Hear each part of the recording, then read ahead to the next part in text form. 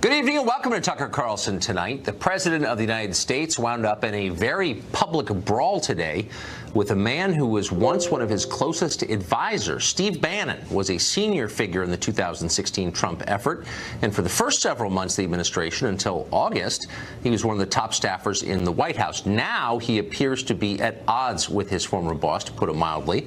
In an upcoming book, Bannon is quoted as saying that a meeting between the Trump campaign, its officials, and a Russian lawyer back in 2016 may have been, quote, treason and unpatriotic. Well, the president responded almost immediately with a statement as pungent as it was direct. Here are a few selected passages. Quote, Steve Bannon has nothing to do with me or my presidency. When he was fired, he not only lost his job, he lost his mind. Steve was a staffer who worked for me after I'd already won the nomination by defeating 17 candidates. Now that he's on his own, Steve is learning that winning is not as easy as I make it look. Steve had very little to do with our historic victory, which was delivered by the forgotten men and women of this country. Yet Steve had everything to do with the loss of a Senate seat in Alabama held for more than 30 years by Republicans. Steve does not represent my base. He's only in it for himself.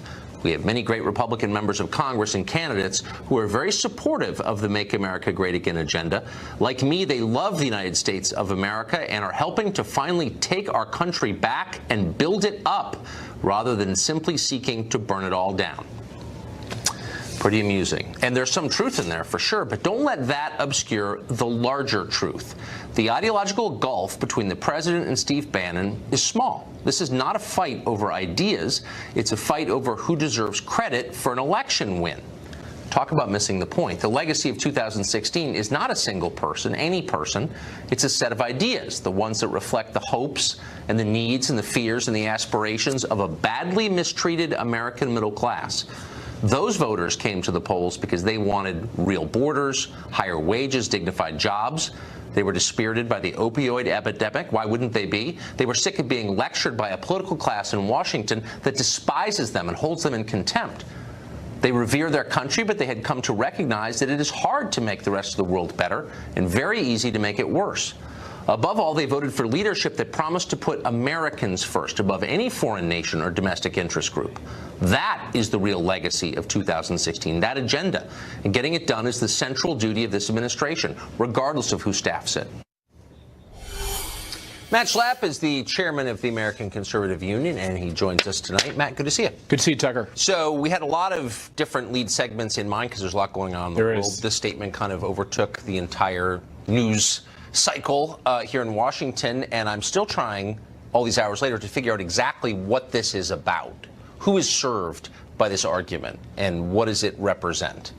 Well, I think the only people that were happy today were the people on other cable news shows that are prosecuting the case against who was a legitimately elected president. Hashtag resistance and all the forces that feel a little wind in their sails because of this statement from Steve Bannon, which is over the line, inappropriate, and he really should take it back because I know that he doesn't believe what he said. Which statement are you referring to? The idea that Jared Kushner or Don Jr. are traitors or acted in a treasonous way. They're unpatriotic. Yeah, or treasonous is way beyond the pale, and he ought to take it back because that's really not what this is about. Because what he said earlier is that this investigation was a canard, that there was no Russia collusion, that he saw nothing inappropriate, and I think that's where the American people who are good-natured and fair are going to come down on this whole set of questions. And this is going to be a drama that we're going to have to deal with over the next couple days. But I think it's a very unfortunate thing.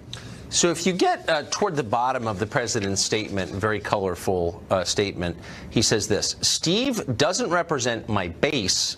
He's only in it for himself. That seems like the nub of it here, the debate over who represents Trump's voters. Is it the president or is it his chief strategist, Steve Bannon? What's the answer? The conservative movement is not aligned to any one person, but they are head over heels overjoyed with the first year of the Trump presidency and the Trump agenda. They know that we could be looking at 1 or 2 additional Supreme Court openings potentially in 2018, and they know that there's going to be a huge election at the end of this year where the majority in the Senate and the House are up for grabs. And they believe, they might have been unsure about Trump in the beginning, but they're not unsure about him now, Tucker. And there's no question as to whether or not who their allegiance is with. It's the leader of their party, it's the president of the United States, and it's the agenda he's pushing. And Steve Bannon is for that agenda too. So why do anything to help #resistance, which is all about trying to delegitimize Trump? And I think that's where Steve made a big mistake with his talking to a very left-wing journalist who he shouldn't even be talking to.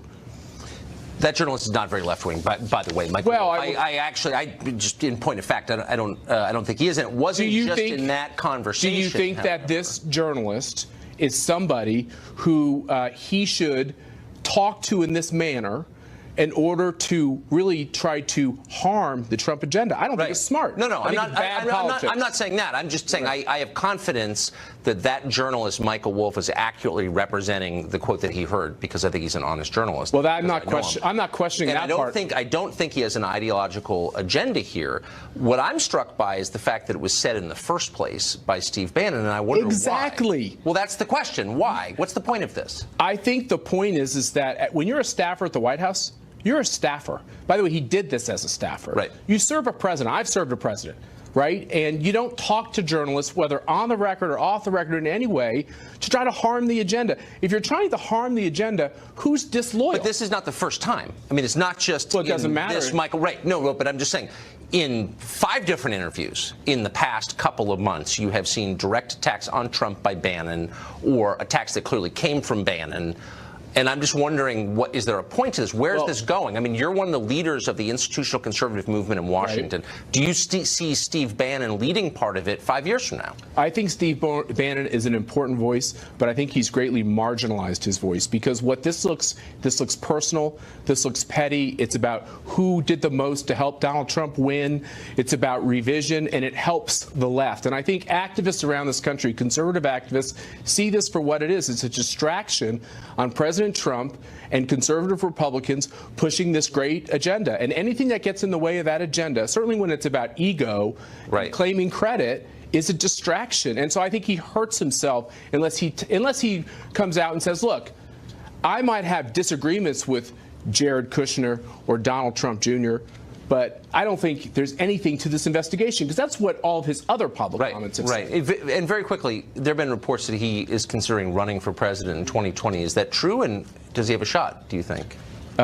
He does not have a shot, period. And he certainly doesn't have a shot in a Republican primary. No one is going to run to the right of Donald Trump, Tucker. He has captured that by making this commitment to conservatives with this agenda and delivering on the agenda. It's ironclad. Matt Schlapp. Thank you, Matt. Thanks, Tucker.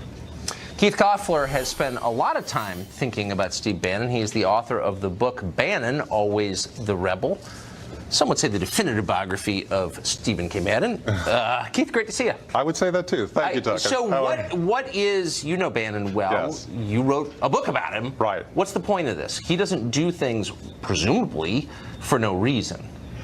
I think that he was angry. I think that at the time he said that, it could have been either July or right after, because they said it was soon after a July story in the New York Times. So it didn't have to be while he was still a staffer. It might have come in August, right after he left the White House. I'm not sure. Either way, he was involved in these vicious internecine struggles within the White House. Right. I don't think there's necessarily a point to this. I think he might roll it back if he could at this point. I doubt he will. But I differ a little bit on the results of this, because I think that the person, what happened here is that the president issued a statement condemning an individual. I've covered the White House for 20 years. I've never seen that. Right. Maybe Osama bin Laden. Other than that, I've never seen an official presidential statement condemning an individual. Bannon is not going to react well to this. He probably already has had some trouble with Trump's flirtation with a DACA deal, maybe even a little bit with the tax cut. The problem for Trump is this. He has basically declared war on Steve Bannon. Steve Bannon likes wars, and I think he's going to go for it. He may not come out immediately against Trump, but little by little, he may end up picking apart Trump. And the problem for Trump is that Bannon is his conduit to the base, his best conduit to the base. If he loses Bannon, he cannot afford to lose a lot of the base. He may think he won the popular vote, but he didn't. The base is what elected him, and he needs Bannon to support him in that. So you think that Trump voters trust Steve Bannon more than they trust Donald Trump? No, I'm not saying that, although Bannon is a rock star among the populist voters that elected Trump. What I'm saying is that if Bannon does even a little damage to Trump, which he could do, let's say Trump wins the war, if there is a war, against Bannon. If Bannon damages him even a little bit, Trump cannot afford that. And Breitbart News and Bannon himself is the most important conduit to the base that Trump has, other than Trump himself. Let's be clear. Trump is the best person for that. But look how many votes he won by. 60,000 votes turned in the election. He loses it. If it's another type of election like that, and he's got one of his premier spokesmen, and he's also been a spokesman for Bannon for many months, against him, then Trump can have a problem. So let me just, since you know his mind, let me ask you the question I asked Matt Schlapp, which is, this is clearly not an isolated occurrence of him attacking Trump. He's been doing this, or through, in effect, cutouts. He's been doing this for months. Right. What's the point? What's he trying to get out of that? Well, I mean, mostly he's been supportive of Trump. I mean, the people that he is angry with are the people around Trump. And, Ivanka Trump, Jared Kushner, who he calls Javanka, he's been doing that without severe penalty for quite a while now. Now, and you can understand Trump being upset that his son is being called treasonous, of course. But I think that, what he is trying to do is marginalize people within the White House who have a more establishment Republican agenda and keep Trump's ear and keep Trump focused on the things that he was elected on, not on his base. Trump, it's family over everything. Trump loves his family. But in terms of his personality and his actual political beliefs, he's actually a lot closer to Steve Bannon than he is to Ivanka Trump. It sure seems that way. Yeah. Keith Koffler, thank you. Thank you very much. Voice on this question. Well, on the left, it has suddenly, weirdly, become acceptable to attack people on the basis of their skin color. How did that happen, and what's it doing to our country? We'll tell you in sad and thorough detail next.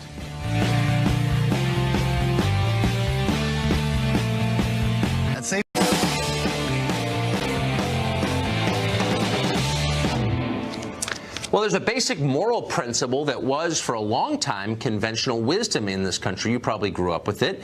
It was this: people deserve to be treated as individuals, judged by their own efforts and their abilities on the things they can control. Attacking people on the basis of their race is wrong. That was the standard, and for a long time, almost everybody in America believed it or claimed to believe it. Not anymore. On the left, it's now acceptable, even encouraged, to attack and discriminate against people solely on the basis of their skin color. Now, you're not supposed to say anything about it, but suddenly it's everywhere. Consider The Root, for example. It's an online magazine owned by the media company Univision. It's not some obscure hate site lurking in the dark corners of the internet. It's considered a mainstream destination. It's got 8 million visitors a month. It's supported by huge advertisers like Toyota. Here are some recent stories The Root has published. Quote, white people need to be better people. 5 life hacks for black people who want to leverage white guilt to make white people uncomfortable at work. We need a reset button or something for white people. The most useless types of white people ranked. There are plenty more just like that. You can Google it if you want.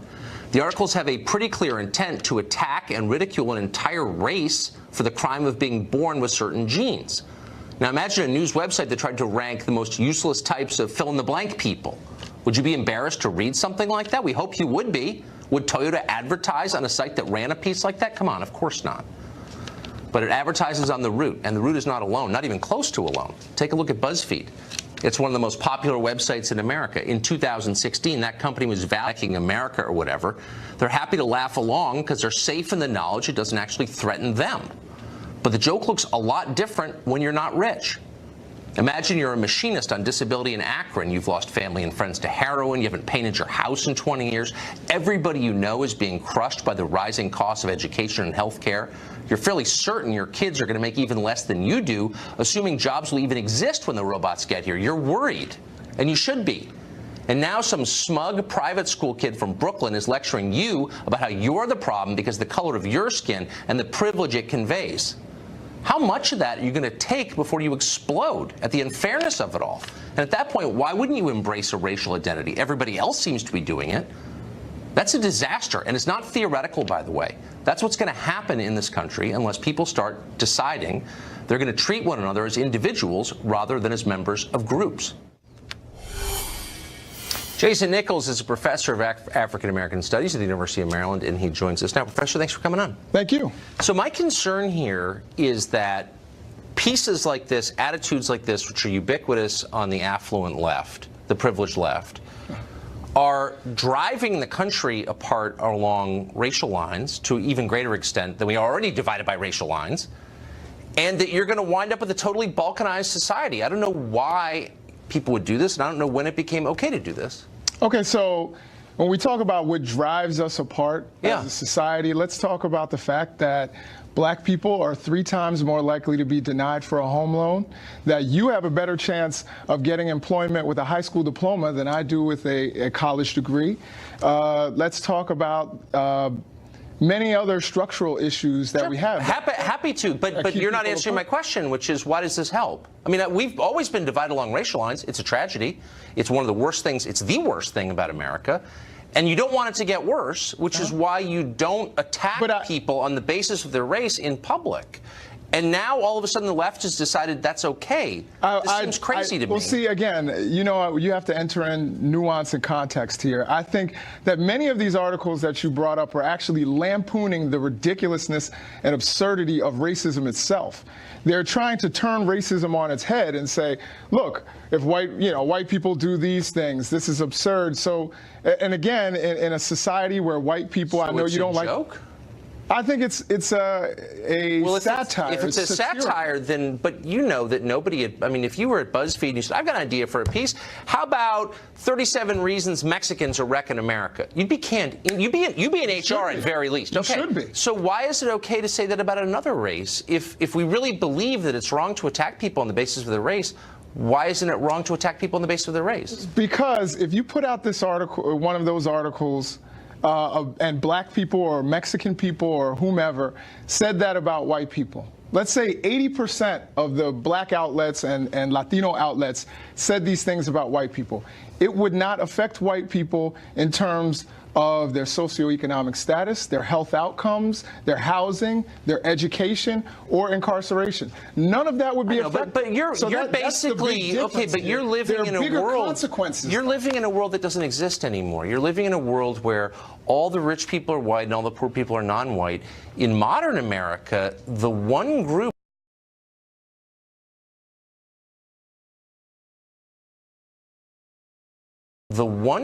of Americans whose life expectancy is declining is working class white people. I'm not whining about this on racial lines. I'm just saying, if you're one of those people, you're saying, why are you attacking me? I don't have any privilege. Why are you doing this to me? And you're pushing, stuff like this pushes people to be more racially conscious, which is bad, in my opinion, if you see what I'm saying. So again, I think if we want to talk about the way people experience poverty, I think, first of all, it's been proven that a black person who makes $100,000 is actually going to live in a poorer neighborhood with fewer resources than a white person who makes less than $25,000. Look, I'm not. White poverty and black poverty are not equivalent. Okay, but I'm just saying, the life expectancy of working class white people is in decline. That's true for no other group. I'm not saying they have the toughest road to hoe. I'm just saying it's bad, actually. We all know that. And I would agree with you. Why are rich private school hipsters from freaking Brooklyn attacking them like they're all living in Palm Beach? Like, why wouldn't that stir resentment? I looked at some of those BuzzFeed articles, and certainly I've looked at the Root articles,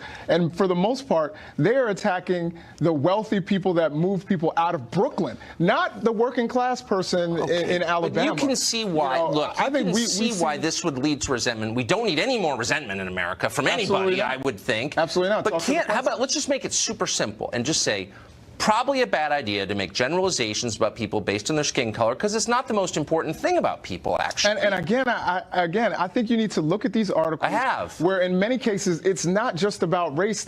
Class is in there as well. And again, if you're looking at it intelligently and with nuance, you will see that they're actually lampooning racism. They're trying to say how ridiculous racism is. This isn't. They're attacking talking a group. about white You're seeing people. this. Of course they are, because you can't say it about any other group, as you know. There's only one group you can attack. I hate even to say this out loud because it sounds like whining, and I hate whining. I just honestly think you're pushing a whole group of people to become way more racially conscious, and I don't want to live in a country where everyone primarily identifies by race. Do you? No, well, you don't. Well, first of all, we live in a country where race and race consciousness is forced upon all of us. But you don't want more of it, do you? And I don't think that these articles are doing that. I think they are trying to show how absurd racism is. That's the whole point. But only white racism, as if that's the only kind, and that's not true. That's the only kind that has systemic consequences on people. Boy, I'm telling you, it's just not fair to say to someone who lives in the middle of the country, whose economic prospects have been devastated, who really doesn't have much of a future, you're part of the problem? Really? Like, in what world is that person oppressing anybody? Yeah, like, and I honestly don't think that most of those articles are saying that about that person who's in the middle of the country, who is suffering economically. It just seems like another example of the powerful mocking the weak in order to feel virtuous. And I hate that. Well, first of all, I would disagree that some writer or staff writer or contract writer for the BuzzFeed represents the powerful. That guy's making $40,000 a year. Name one who went to public school in the Midwest. I bet you can. Anyway, we're out of time. Congressman, thank you. Congressman. Well, maybe in the future. I hope you'll announce on this show, Professor. Good to see you. Chadwick Moore is a journalist in New York City, home of Brooklyn, and people who write for BuzzFeed, and he joins us tonight. Chadwick, I know I'm painting with a broad brush here, but I can kind of picture the staffer in question sneering at the middle of the country and maligning an entire group based on their skin color, which I thought was not allowed.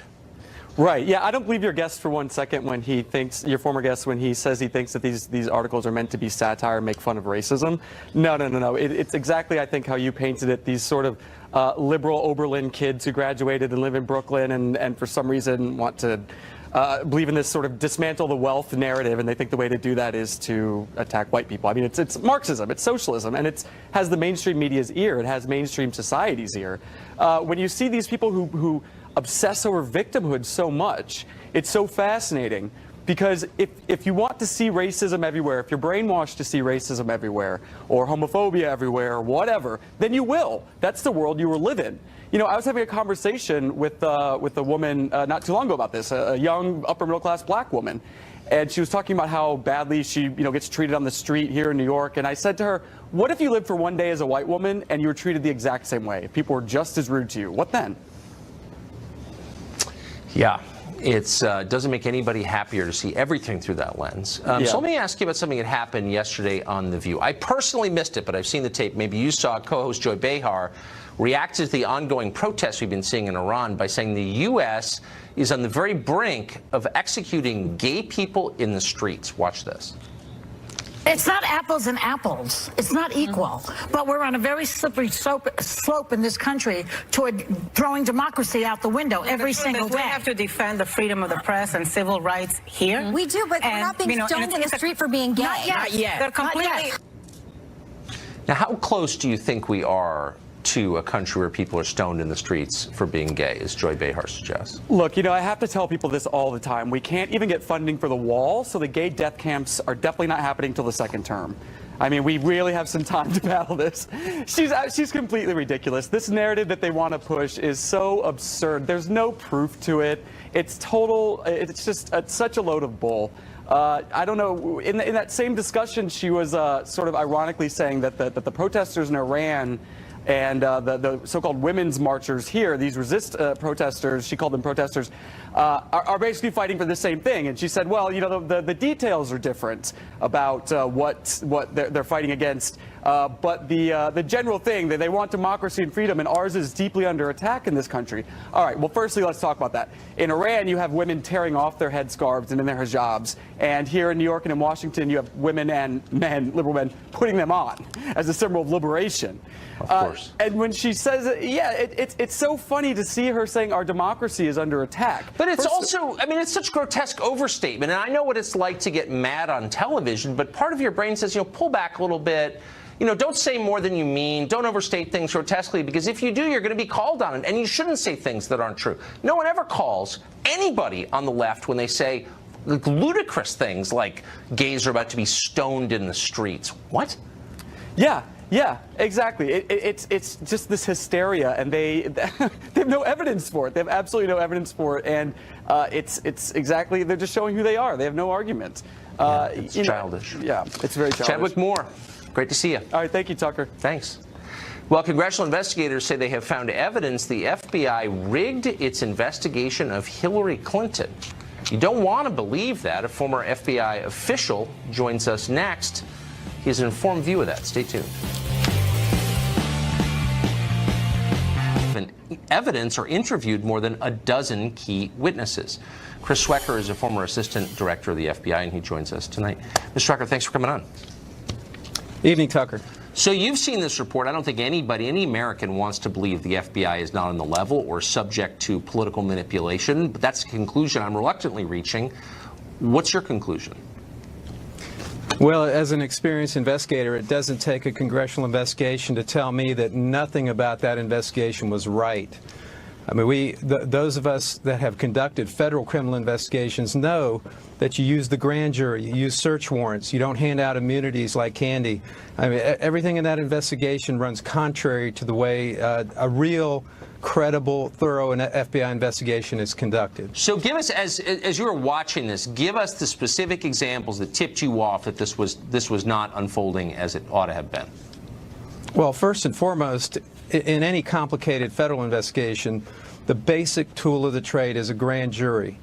Right. And use of the grand jury to obtain records. You don't go to witnesses and say, "Mother, may I have that computer hard drive? May I have those emails?" You use subpoenas and process and grand jury and search warrants and that sort of process. So that was the tip-off from the beginning. So many deals were made with people not knowing what kind of information they had, and the deals being made simply because they lawyered up and didn't want to talk to FBI agents. That's when you throw them in front of a grand jury. Well, exactly, because of course, a lot of subjects, most subjects, I would think, lawyer up, and nobody wants to talk to the FBI, of course. But the FBI doesn't normally cave to that, does it? No. You look at when Jim Comey was the Deputy Attorney General running the Corporate Fraud Task Force, and I was running the Criminal Division. I mean, we played hardball in those investigations. You used grand jury process. You didn't just ask for records, and you didn't give them an opportunity to hand over what they wanted to hand over.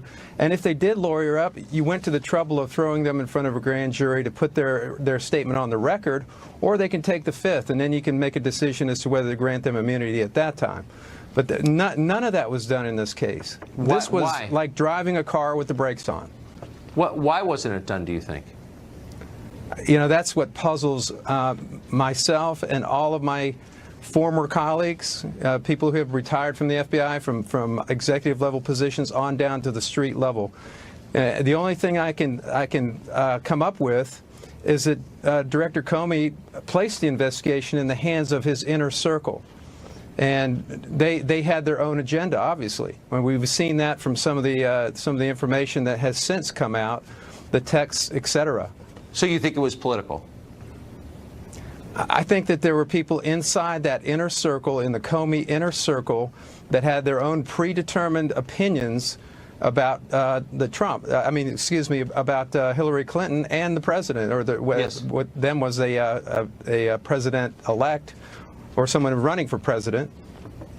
So let me ask you about something that I found really striking. Tell me if you had the same reaction. So we now have documents that came out in a lawsuit that show, internal documents from the FBI, that when the then Attorney General Loretta Lynch had that famous meeting on the tarmac with Bill Clinton, his wife was being investigated at the time. The FBI's first reaction was not to figure out how did that happen. The first reaction was to find out how news of it leaked. That seemed like a very weird reaction to me. It's not the FBI that I know. And as I said, my former colleagues that I compare notes with all the time, that's not how things were handled. And in former Director Comey's rationale, shall we say, for making this prosecutive decision that the FBI director has no business making, that she was not to be prosecuted, that was based on that tarmac meeting. Well, if that were the case, all he had to do was hand the investigation to the Attorney General's office, let her recuse herself from making that decision, knock it down to her number 2 level person, and then if that didn't happen, then maybe raise the issue publicly. It's really distressing to watch this. Thank you for your perspective on that. I appreciate it. My pleasure. Well, in order to get the federal government funded, Democrats are demanding that DACA recipients be given amnesty. They may try to shut down the government if they don't get it. That story next.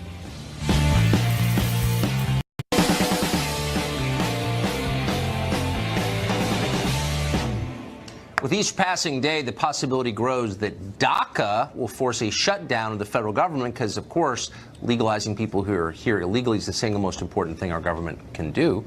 President Trump says amnesty for DACA beneficiaries is a possibility, but it needs to be tied to long-term immigration reform provisions like a border wall and an end to chain migration, abolition of the diversity lottery, etc. Democrats argue there should be no concessions in return for amnesty. Some are willing to shut down the government during budget negotiations to get their way. One who is willing to compromise, still a Democrat, though, is Congressman John Garamendi of California, and he joins us tonight. Congressman, thanks for coming on. Good evening, Tucker, and a Happy New Year to you. Happy New Year. All the rest of the world. Yeah, so, exactly. This is one of those rare negotiations where one side has already said, I'm willing to compromise. The president has said, look, I'm willing to support legalization, amnesty for these people here illegally. But you got to reassure us that they're not going to bring all their relatives with them and that we're going to be able to prevent people like them from coming in the future with like real border security, like a wall. Why would Democrats be against that? Well, certainly the Democrats do not want the government to shut down, period. That's our position. Right. We've held that position in the past, and frankly, we were not responsible for the shutdowns of the past. However, going forward, what are we to do? We did, or the Republicans put a $150-some billion hole in the money that we need to fund all government programs for the next year. That was the tax cut that we just passed last December.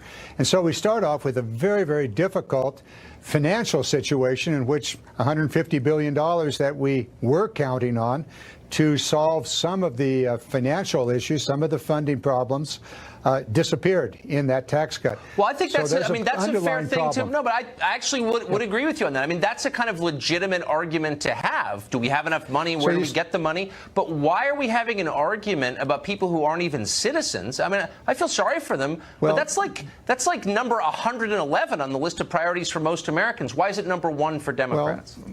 Well, unless you happen to be one of the 800 or 800,000 that are DACA, of which 160,000 have actually graduated from one or another of our universities. They're great, but there are 325 million actual Americans here, and their concerns are going down the list. So the concerns of illegal aliens can take the top spot. Why? Well, there's also a host of other problems that are in that funding question and the keeping the government open. The military wants more money and, frankly, needs more money. We also need to provide money for the children's health insurance programs and on and on. So infrastructure, anybody mentioned the $1 trillion infrastructure, and where's the money for that? Well, it mostly disappeared in the tax cut. Look, so I'm not disagreeing with you. So, but why can't we just get past the DACA thing? We're just spending an awful lot of time. I think we will. On other countries' citizens. A serious problem. Certainly these DACA students or DACA individuals, I think, are more interested in their own circumstances. The issue of their parents or relatives and so forth, yes, that should be dealt with.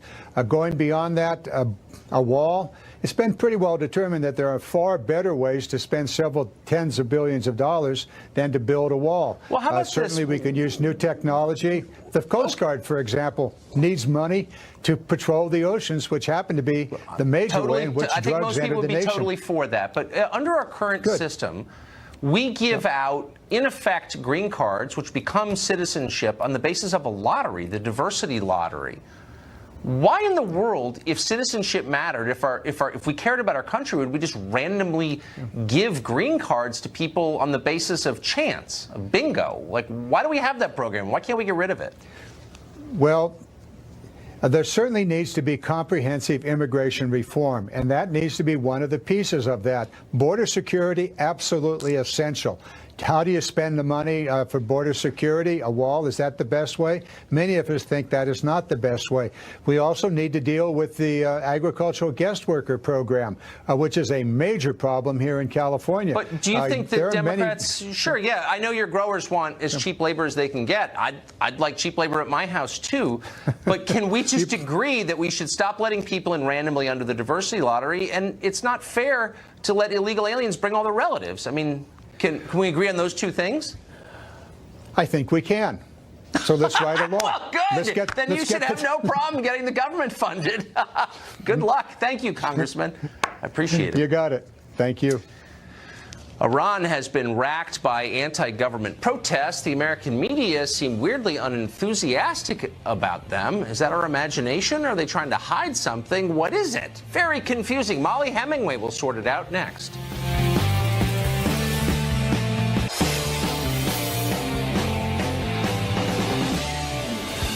There has been a wave of protests in Iran against the authoritarian government there. Americans are, of course, freedom-loving people, so surely you'd think our press would be excited to see these protests in progress.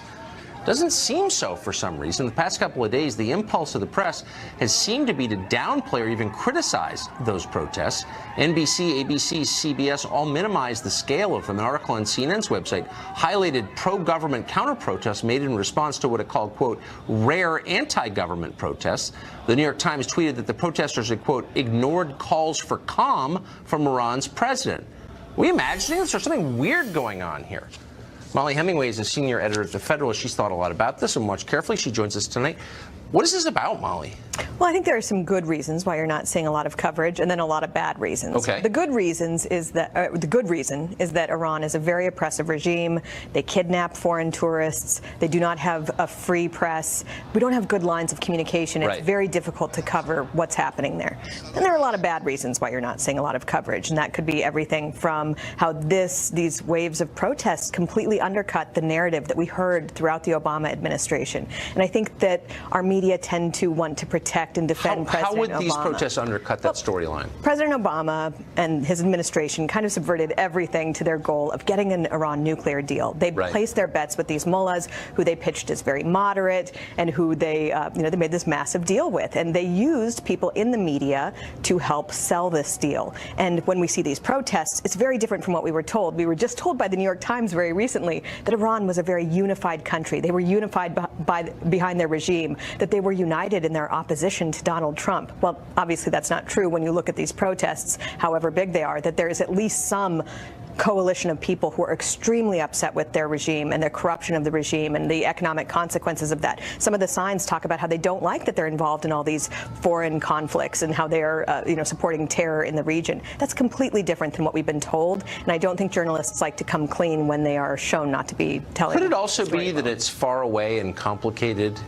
and that it's much easier to write about some stupid lunch Carter Page, whatever, or some 26-year-old fake foreign policy advisor had during the campaign? The Russian nonsense maybe is closer to the heart of most journalists? Yes, and that's why it's actually so frustrating to read the New York Times coverage, because so many bureaus so many people have just dropped foreign bureaus, or they don't have good resources in these regions. And it is very difficult to cover when you don't have people, on the ground. But the New York Times does, and a lot of what they've been publishing has been sort of very friendly to the regime and parroting the regime's lines. Now, part of that might be that they're afraid that they're reporting resources they're vulnerable, but you shouldn't subvert journalism to share propaganda. Iran seems like the one country in the region whose population is pro-American or potentially pro-American and kind of reasonable, and is not really represented by its regime at all. It's sort of weird that American journalists wouldn't be more sympathetic to the population of the country yearning for a new government. Right. When, particularly a few years ago, many people in our media were so excited by Arab Spring, by revolutions that they saw, where even in some of those cases you were getting rid of bad leaders and replacing it with even worse leaders. Well, in this case, there's no question that Iran is a completely oppressive country and that it's doing a lot of bad in the region. And there are people there who are very frustrated and should be, at least you should see some sort of vocal support or coverage of what they're trying to accomplish. I mean, these are very brave people. Their chances are not very good of actually achieving revolution, not just because of the military there, but the secret police and all these other resources that the regime there has. And, you know, they're doing pretty impressive work. It does seem like a lot of the countries we saw sort of become more democratic for about 20 minutes during the Arab Spring were not ready for self-government. Iran seems a lot closer to being ready. It seems to have a much more impressive population, if I could be blunt, than some of those other countries. What a shame that we're not helping more. And it has more of a history, and it has been a great empire. Yeah. And it has different... Only for 3,000 years, not a big deal. Molly Hemingway, thank you. Thanks. Californians can't ban guns. The government there can't, so they're doing their next best thing. They're basically taking away ammunition.